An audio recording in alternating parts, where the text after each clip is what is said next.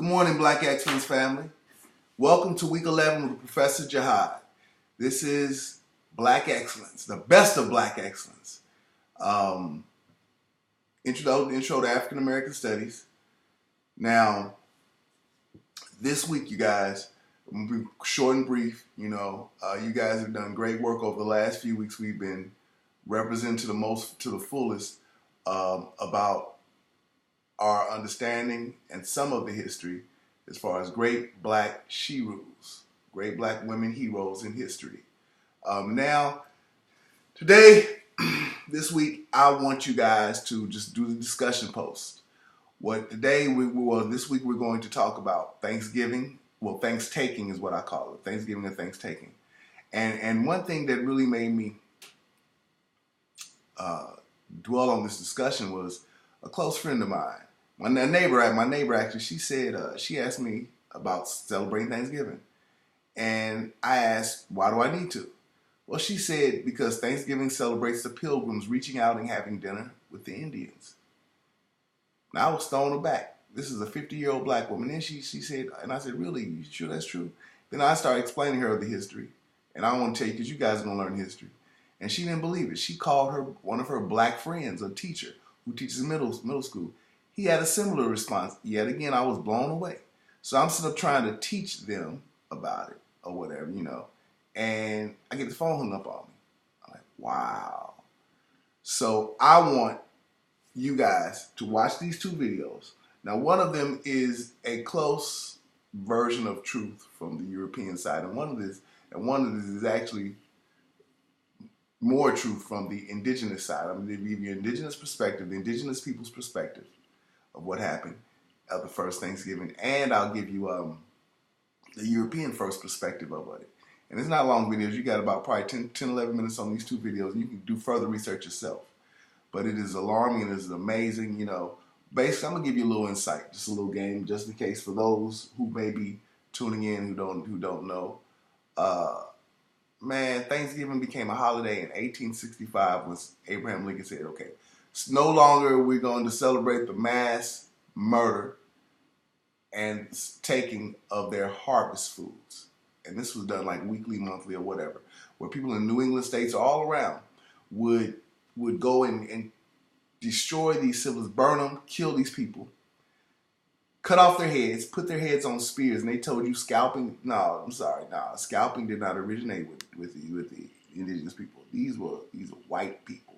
All right, they did the chemical warfare with smallpox blankets. That was the first thing, wiping them off, mass, and then through the years, just going and destroying these, killing them, and taking their harvest when the harvest time comes. Because harvest time is usually in the fall, September, October, November, whatnot.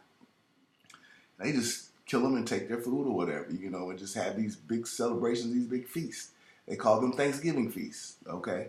But you're going to get a real detailed, in-depth understanding of how Thanksgiving holiday came about in these two videos. But I want y'all to really talk about how y'all feel about that. I want y'all to explain to me the reason for celebrating the mass killing of indigenous people. I want you to explain. Now, it's different if you say, well, we celebrate all these other. No, you don't celebrate them. What you do, you remember them so they will never happen again. We don't have a enslavement day, National Enslavement Day. Oh, we're going to celebrate that we were enslaved, or See, this is a celebration to the killing. This is not a celebration for the freedom. This is a celebration to killing. This is not celebrating their freedom. This is not celebrating their liberation. This is celebrating the mass murder. How we ate. How you got down and ate on this? Now that's not right.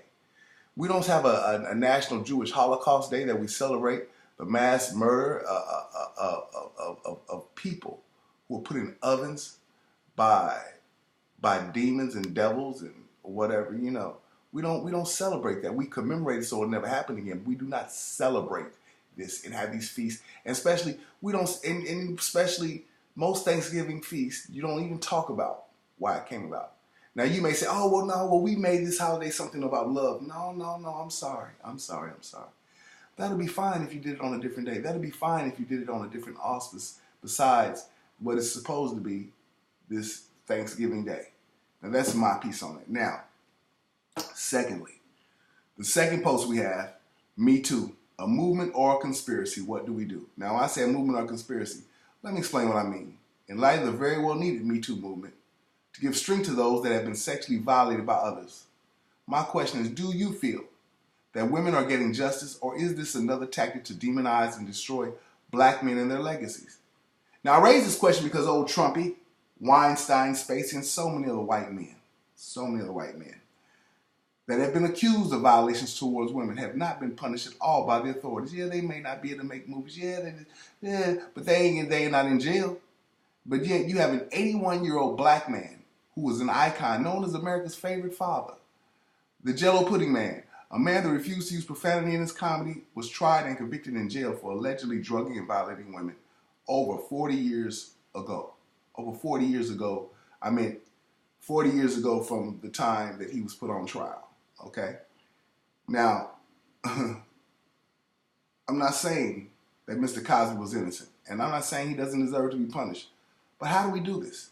Do we give white males a slap on the wrist for raping and violating women while we continue to demonize and destroy black men, whether innocent or guilty of sexual violations?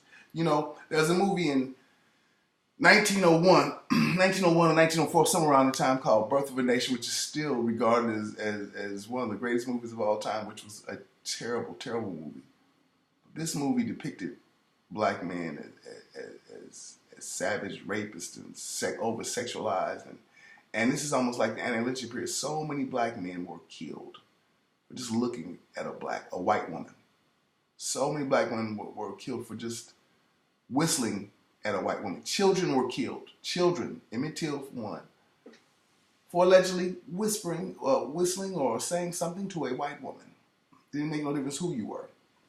Now, is this a way to bring back? Is this the way to further demonize and kill black men? Or is this a way to get justice? That's what I'm asking you guys. I'm asking you this because I don't see any white males being published. Do we give white males a slap on the wrist for raping and violating women while we continue to demonize and destroy black men, whether innocent or guilty of sexual violations? And we've also had a famous quarterback football player, Jameis Winston, Tampa Bay Buccaneers, who was accused of sexually violating a white female Uber driver. For about a week, Mr. Winston was dragged through the mud until a witness that was in the Uber car with him contradicted the Uber driver's story. It later came out, and this was a white guy, white friend of his, a white male friend of his. Okay. Now, I wanted to say that. I wanted to use the whiteness, because if it was black, we still might not have a chance. Now, later came out that this woman was looking for a payday, and a black man with money was the easiest target and easiest way to get paid.